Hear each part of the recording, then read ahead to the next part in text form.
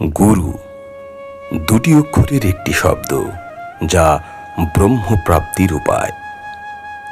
গু অর্থে অন্ধকার এবং রু অর্থে আলো, অর্থাৎ অন্ধকার থেকে যিনি আলোর জগতের দিশারি, তিনি গুরু।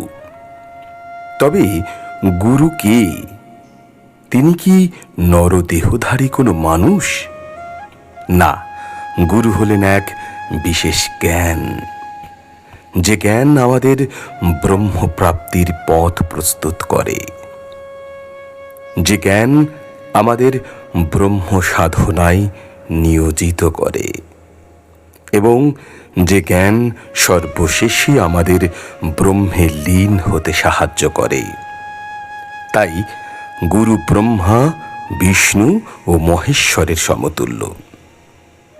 আর এ কারণেই শাস্ত্রে বলা হয়েছে, গুরুকে মনুষ্য জ্ঞান কভু না করিও, গুরু নিন্দুকের মুখ কভু না হেরিও, যথা হয় গুরু নিন্দা তথা না যাইও।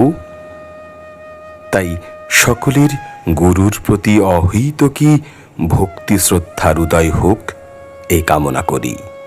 কথাগুলি ভালো লাগলে অবশ্যই একটা লাইক, কমেন্ট ও সাবস্ক্রাইব করে পাশে থাকবেন। ধন্যবাদ।